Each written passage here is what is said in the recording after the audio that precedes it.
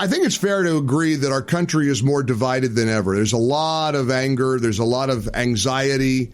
And look, all of us who have platforms have a role to play. And I've been sort of fixated this week, as you may have noticed, on trying to see if there's any chance for common ground, see if there's any way to try to lower the temperature a little bit. And I say that as a guy with a big mouth, a talk show host for decades. And then I heard about Braver Angels, which is an organization described as America's largest grassroots cross-partisan organization that is dedicated to depolarizing our polarized times. And I thought, boy, I want to spend some time learning about the group. And it seems like a very noble effort. And we said to these folks, can we talk to somebody who kind of represents the spirit and the intent of Braver Angels? And they introduced us to Wilk Wilkinson. He's a conservative, a Christian. He hosts a podcast called Derate the Hate. And he, is described as somebody who is inspiring others to embrace growth and navigate challenges with grace. Wilk, it's great to have you on the Mike Gallagher Show. Welcome aboard. How are you? I'm fantastic, Mike, and it's just a great honor to be here. Thank you so much. Well, the honor is all ours, and we're excited to chat with you about Braver Angels because I read about your sort of journey with Dr. Francis Collins. And let's face it, the pandemic has left a lot of anguished, angry people forever. It changed our country. It changed the world. The way we responded to it, of course, really, really has left people frustrated and alarmed about our ability to just submit to a lot of power. Before we get to that journey that you were on with Dr. Francis Collins, formerly of the NIH, tell us a little bit about your association with Braver Angels, because I was drawn to this group, try to learn about them, what it's all about. Look, you and I both have one political worldview and an ideological perspective that, of course, the left doesn't agree with. But why? Just to explain to us how you came to be connected or associated with Braver Angels. So, Mike, back in 2020, beginning of the pandemic, I myself was probably a much more toxically polarized kind of person, but I had been on this personal journey to kind of depolarize myself, to detoxify myself from a lot of the anger and animus that I had. And in doing so, I started the Derate the Hate podcast. And within, I don't know how many months of me starting the Derate the Hate podcast, a couple local ambassadors here in the state of Minnesota, the state in which I live, reached out to me and asked if they could come talk to me about this thing called Braver Angels that I had never heard of, but it was right in my wheelhouse for the kind of things that I was trying to do, bettering the world one attitude at a time. And so, and then my own personal journey, I thought, hey, this is fantastic. One of the things that I suffer from is this toxic polarization thing. So they came on the podcast. I talked to them, and I signed up that day as a member. Mike, I was just so it seemed to me such a powerful thing for our country. I consider myself a patriot. I consider myself somebody who loves our country, but understands that this polarization thing is just something that's got to be addressed. And so I signed up as a member that day.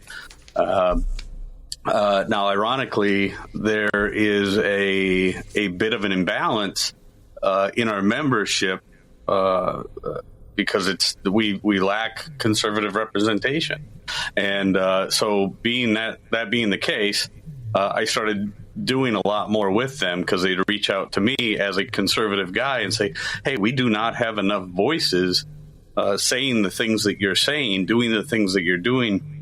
Voices that believe the things that you believe. Can you participate in this? Can you do that? We need your voice here.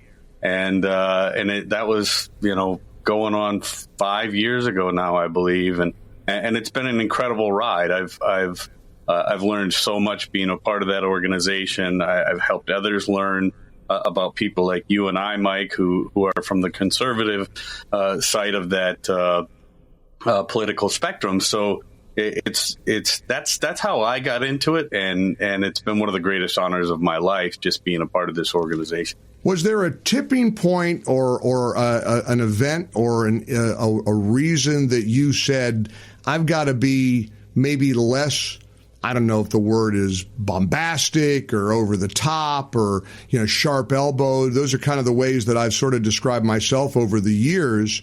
And let me start, before you answer that, by sharing with you what my sort of journey has been. Look, I've got friends in my life who are absolutely terrified right now. They are worried. Mm-hmm. They think Trump is the devil.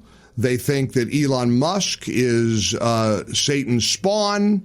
They believe that the country is going to go up in flames, that everybody's rights are being stripped from them, and it's just a horrific Armageddon. And their fear is real. I mean, Wilk, it's not performative, and when in one particular case, a family friend of mine who is just really, really over the top, really gone. And I started thinking, instead of ignoring them or making fun of them or mocking them or marginalizing them, why don't more of us try to say, let's at least try to have a dialogue. Let's try to explain why we feel the way what we feel. But with that, also ask you why you feel the way you feel. I mean, just these tariffs this week, I'm like, why are people rooting against America? That people are rooting against the country because they don't like Trump so much. I want to kind of get to some clarity from their point. So in other words, was there an event like that in your life, a friend or a family member or somebody that kind of sparked you to make that sort of decision to embrace a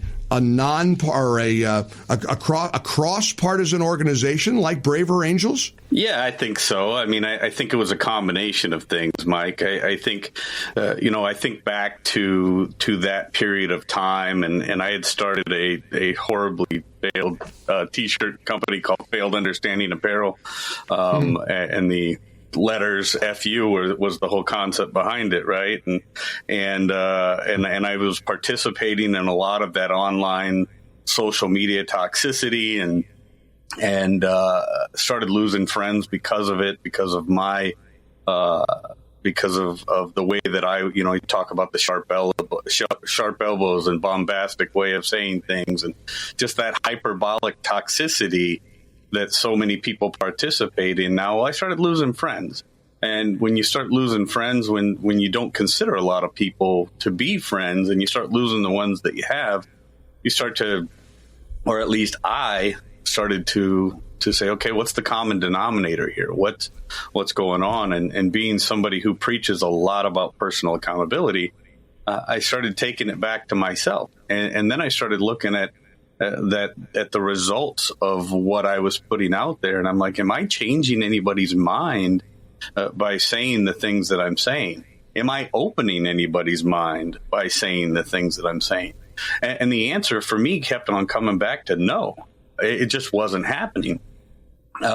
So instead of doing so much talking or talking at people, I began to speak with people. And instead of being so certain in my own stance on things, I opened my mind to the curiosity that I might be wrong. I still found myself to be what I consider right most of the time. Maybe not most of the time, a lot of the time. But that genuine curiosity, entering into a conversation with somebody with genuine curiosity, I found that not only did that help me, but it also helped them, because now they were actually listening. Whereas before, if you come at somebody with this aggressive, sharp elbow stance, a lot of times their ears just slam shut, Mike. They aren't listening to anything after that. If they are listening, they're only listening with the intent to respond to what you've just said, not listening to the content of what you just said, or not actually absorbing in a curious way what you just said. So I found that in order to actually have a meaningful conversation and learn from the person I'm having a conversation with, I also had to open my ears and come in with a genuine sense of curiosity as to what they were saying. the world has opened up to me in that way. I'm still as conservative as I was, 5 years ago. But I understand those on the other side of the spectrum a lot better than I ever did before. And I also understand that these rigid binaries, black, white, red, blue, these are not real rigid binaries. There's a whole spectrum of opinions out there. And we got to remember that none of, especially in politics, but in any of these classifications, there's no rigid binaries. There's no solid monolithic group. You have to open your ears with genuine curiosity to find out those things and just broaden your horizons. So now I don't try to change minds. I just try to open them. And it's open mind, and it's made for a much I like to say that there's nothing that means more to me than my personal sanity, and that's opened up a whole different kind of peace of mind for me, a whole different kind of sanity for me, a serenity that is just far better. We're visiting with Wilk Wilkinson. He's a host of the Derate the Hate podcast. I want to talk about your podcast. I want to talk some more about your work with Braver Angels. I also want to talk a little bit about your journey with Dr. Francis Collins. Now, the pandemic has sort of, you talk about black and white and red and blue. It was, in many cases, our side against their side. They, to this day, when I see somebody wearing 3 masks, driving a car by themselves with the windows up, I know who they probably voted for. It's fascinating, the political divide that paralleled our response to this worldwide pandemic, the coronavirus chapter. Tell us a little bit about your experience with Dr. Francis Collins, who frankly has been, to many on our side, or my side at least, identified as one of the boogeymen, one of the overlords of the pandemic. Yet you sort of had a very different experience with him, I guess, and then that led to another friendship. Just walk us through all of that. How did a husband, a father, a Christian conservative, and the host of a podcast called Derate the Hate podcast start hanging out with Dr. Francis Collins of the NIH? Well, it's kind of a wild story, right? I mean, nobody would expect a truck driver, a former truck driver from the state of Minnesota, rural Minnesota, to end up in a personal friendship with Dr. Francis Collins. But back in early 2022, Dr. Francis Collins came to the organization Braver Angels at the prompting of his friend David Brooks, as some people know from the New York Times, the Brookings Institution, things like that. But David Brooks had told Francis Collins about the organization Braver Angels. One of the things that we say at Braver Angels a lot is, we all have our blind spots, but not one of us is not worth talking to. Dr. Francis Collins realized he had a very large blind spot for a lot of the things that had happened during the pandemic, especially with regard to people in rural America, rural middle America, right? A lot of what Francis Collins was doing centered around that Beltway bubble, that DC Beltway bubble. And the same as many people in our, I guess, elite institutions, right? So he asked if there was somebody within the Braver Angels organization that he could speak with to kind of reveal or help him work through some of those blind spots that he had. They came to me and asked me, knowing that I had been speaking out against the government's response to the pandemic since early 2020. I put out a video early on, didn't get a lot of views, but it was basically the idea of, hey, this one-size-fits-all thing is not the best thing for America. As a truck driver, nobody's really going to listen, but that was my opinion, right? We can't do this one-size-fits-all thing and expect it to work, and we have to have a more targeted response, and we aren't listened to out here, and things like that. And then also about the freedom shaming. I talked about freedom shaming at the time, and how anytime somebody would try to speak up, we were being castigated and just demonized online and in the media and things like that. So they asked Francis Collins to come speak with me, and it started off very. It was very interesting, right? They asked me if I would speak with the former head of the NIH, and I'm like, I'll speak with anybody. Let's make this happen. And so we had several hours worth of conversations just across Zoom, just getting to know one another and finding out about each other's families, and building that organic friendship before we started really diving into all of those things that separated us, because we were we're still a long ways away from each other in terms of how we feel about the government's response to the pandemic itself, things like that, right? So we started having these conversations, and then we started doing some like fishbowl exercises where we'd bring in other people that would watch us speak with each other and do these things. But over the course of the past few years, we've developed and built a pretty decent friendship, and somebody I consider a dear friend, somebody I disagree with vehemently on many things with regard to the pandemic response, but somebody I consider a dear friend, and I'm able to have great conversations with.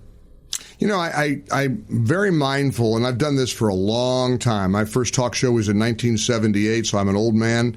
I've probably got socks older than you, Wilk, but I will say that we tend, in my world, to vilify the other side. Everybody's the enemy. Everybody's the bad guy, and we forget about the lives that a lot of people live that are maybe our political opposition. Maybe we don't agree with anything so ideologically, but we kind of lose our humanity, don't we? I mean, we sort of forget that somebody might not vote the way we want them to vote, or I don't vote the way they want me to vote. But we're humans, and I know this sounds a little bit like a kumbaya moment here, but it's true. And we forget. I had a caller yesterday on the show say every Democrat is a demon. And I thought, no, that's not true. You can't. But we get caught up in this. Now, the pushback, though, and I got it when I called the guy out and I disagreed with him and said not every Democrat is a demon. Right away, I got accused by some in the audience of going soft. Mike, you're going soft. Mike Gallagher's becoming squishy, and you're a moderate now. You're in the middle. Have you faced that kind of pushback from people in your world as well? This whole effort to try to find some common ground and forge friendships with people who disagree with you? Do you hear that criticism that, Wilk Wilkinson, you're no conservative. You're trying to, try to have it both ways? Yeah, absolutely. Absolutely. It never ceases to amaze me, Mike, how when you try to be that connection point between the us versus them, how you start to get attacked by both the us and the them. It's interesting how that happens. But one thing I try to keep in the back of my mind in this thing is again, I know that I'm a steadfast Christian conservative guy. My values have not changed, and what I do in trying to bring together both sides for a non-contentious conversation about contentious issues, I think that is so vitally important. And when people from either side decide that they are going to attack me for being some squishy moderate or not a true conservative, or I don't allow those things to bother me anymore, because I know where I stand. I know who I am. And I also know that my mission, I'm a very mission-driven guy. My mission is to make this country and this world a better place for my children. I know that we don't get there by staying as polarized as we are right now. So those who would like to see us remain divided are typically the ones that are attacking me. So while I think their opinion definitely deserves, the merit that it's worth, I guess, I don't allow that to bother me anymore. But yeah, I do get that quite often where people will attack me. I'm probably one of the only human beings on the planet that's good friends with Dr. J. Battacharya and Dr. Francis Collins. I get attacked by both sides, and so do they, which is very weird. It is weird. The whole thing is weird. I remember back in the day, I was a Fox News contributor, and I appeared frequently with Alan Colmes on Fox News. And Alan, who has since passed away, Alan, though, was one of the most lovely people you'd ever meet. Just kind and a great guy, dedicated Democrat. And I remember how he got it from both sides. Conservatives got mad at him because of his point of view, and then liberals got mad at him because he was appearing regularly on Fox News channel. It was like the guy couldn't win, and again was an absolute great guy. Wilk Wilkinson is our guest. Let's close by talking a little bit about your podcast. What does derate the hate mean? I think I have an idea, but why don't you explain the mission and purpose of your very popular podcast, Wilk? So thanks a lot, Mike. I greatly appreciate that. So derate the hate, for people who may not know, so there's a couple things, a couple ways you could take the derate thing, and in the trucking industry, or the trucking and transportation industry, which I've spent the last 26 years in, when you derate a truck, you basically, it's the truck self-defense mechanism. It's turning the ability for that engine down so that it doesn't destroy itself. It inhibits the truck's ability to continue to operate at that level, so that whatever's going wrong doesn't destroy the whole powertrain system. Right. Also in whether it be podcasting or radio or whatever, if you derate something, you turn something down. If we want to tame down the toxicity, if we want to turn down the hate in this country, we need to derate that. So I just came up with that idea one day. Derate the hate sounded good. Started a podcast with the mission statement of bettering the world one attitude at a time. Like I said earlier in the show here, Mike, I spent a lot of my life angry. I was a loud guy. I was angry about a lot of things, had a lot of animosity for a lot of things that have happened in my life. And I came to the realization that it was really up to me to fix them. I was the common denominator in so many of my problems. So gratitude, personal accountability, these things helped me on my journey to tame down my own toxicity. And I wanted to bring that to other people. So I started the Derate the Hate podcast to try and make the world a better place, bettering the world one attitude at a time. And now I've had some of the most incredible guests in the world. Some of the greatest minds in the world have joined me on the Derate the Hate podcast to talk about all kinds of different things. We talk about mindset, gratitude, forgiveness, redemption for a past discretion. Grace. We talk about all of these different things that are really about making the world a better place. Sure. And I spend a lot of my time in that depolarization space because I think that's one of the most important things out there, is realizing that we cannot continue as a country. We cannot continue as a human race, as a population of this planet. We got one rock to live on. And if we don't tame down the toxicity and tame down that toxic polarity that seems to be so prevalent today, we don't get to live the lives that we should live. So I think we should all just try to make the world a better place. It starts with the conversation. Hope everybody finds your podcast, Derate the Hate. You can follow your podcast on X at Derate the Hate, and also go to braverangels.org to learn a little bit about what this great organization is doing. I really believe in the mission, and we ought to do more of what you all are doing. So braverangels.org. Wilk Wilkinson, I appreciate you taking time out of your day to join us here on the Mike Gallagher Show. Keep fighting the good fight. Thank you, Mike. So grateful. Prescriptions, copays, lab tests. Even with insurance, healthcare can cost thousands every year. But not for me, because I'm enrolled in VA healthcare. My service was then. My benefits are now. Get what you earned. Visit choose.va.gov. Not all veterans are eligible for the type or amount of benefits mentioned here.